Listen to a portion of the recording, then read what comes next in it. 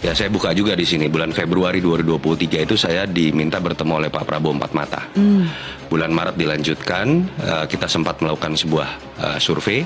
Sebetulnya pertemuan pertama saya ngobrol 3,5 jam. Dan bisa dikatakan itu pertama kalinya saya bertemu dengan Pak Prabowo dan empat mata. Dan beliau meminta untuk saya membantu saat itu.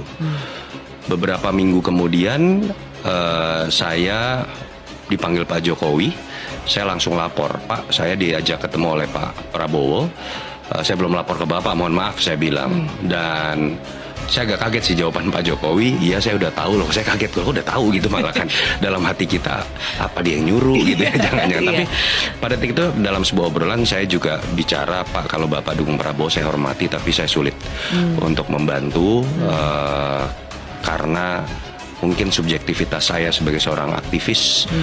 Dulu saya sempat di sebuah organisasi yang dipimpin oleh Pius Sri Lanang, yang dulu saat saya masuk kisahnya adalah penculikan. Dan walaupun kemudian Pius menjadi anggota Gerindra gitu ya, tapi saya punya subjektivitas yang sangat besar di situ.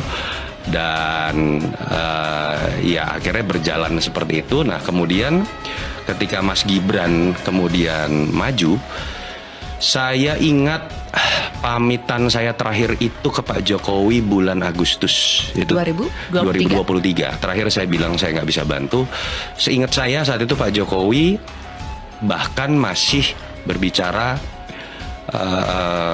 minta tolong saya ngobrol juga dengan Mas Gibran untuk ya terus terang saat itu Pak Jokowi lebih mengarahkan beliau Mas Gibran. Jadi beliau nih gara-gara udah terpilih wapres gitu ya, ceplosan lebih ke arah ke DKI.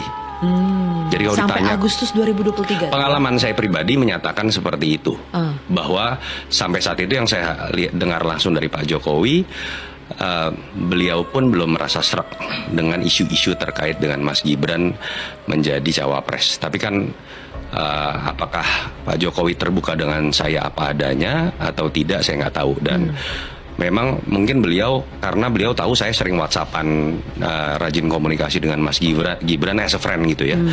Dan memang betul saya rajin WhatsAppan, tukar pikiran juga. Tapi setelah itu apa yang terjadi udah misteri buat saya.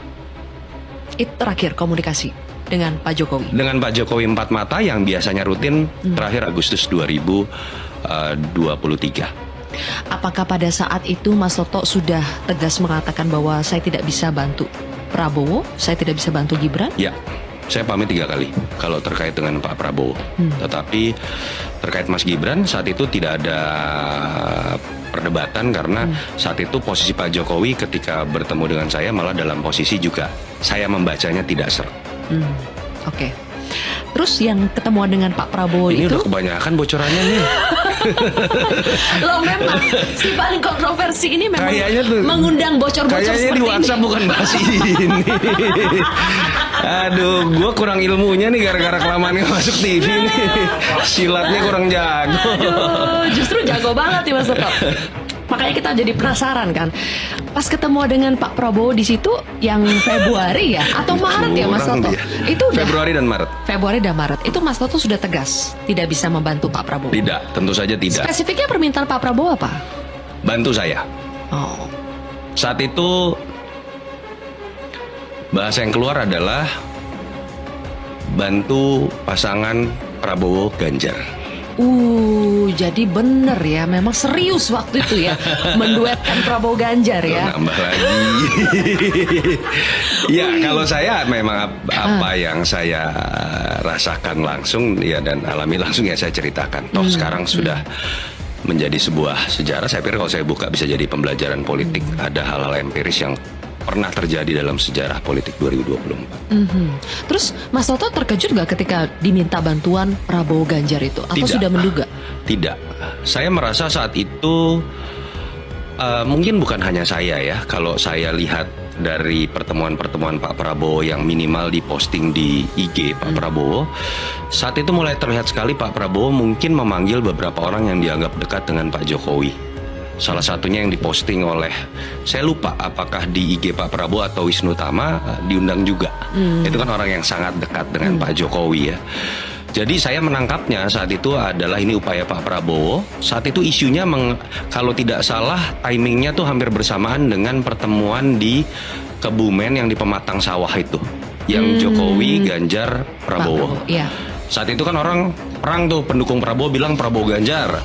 Pendukung Ganjar bilang Ganjar Prabowo. Iya. Surveinya saat itu masih lebih tinggi Mas Ganjar, sehingga lalu kemudian PDI Perjuangan juga lebih tinggi dibanding Gerindra. Jadi dalam logika elektoral orang lebih mungkin melihat Ganjar Prabowo. Saya menduga Pak Prabowo ya tentu saja, dan saya sangat mengerti beliau tidak ingin menjadi nomor 2. Salah satunya kan ingin memastikan dukungan dari Pak Lurah gitu ya sebutannya.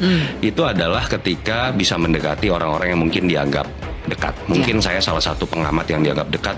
Mungkin ada pengamat-pengamat lain juga nggak cerita, saya nggak tahu ya. Tapi Wisnu Tama saya lihat juga diajak bertemu. Katakanlah ada media saat itu yang diajak bertemu Mbak Najwa Shihab, Nana.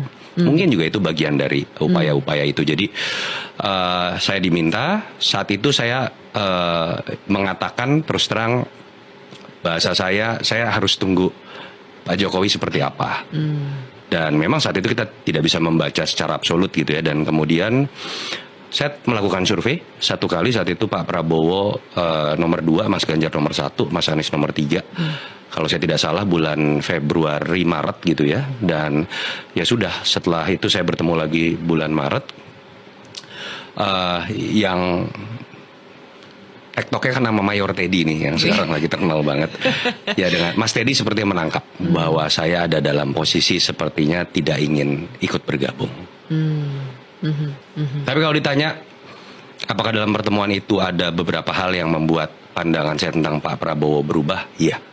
Saya kaget obrolan pertemuan saya itu pertama kali 3,5 jam.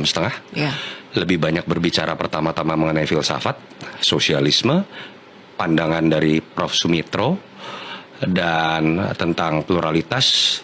Dan memang orangnya ternyata seru untuk ketawa-tawa dan ya tidak semenyeramkan pandangan saya ketika tentu saja pas masih jadi aktivis. Tidak setegang yang dibayangkan ya. Oke, tapi kita dengar cerita Mas Toto jadi tegang nih. Ganti topik. Oke, jadi kurang lebih kita jadi tahu ya gambarannya konstelasi waktu itu sebelum terbentuknya akhirnya Prabowo Gibran, kemudian kenapa akhirnya Prabowo tidak jadi dengan Ganjar, sempat ternyata serius ya duet Prabowo Ganjar itu.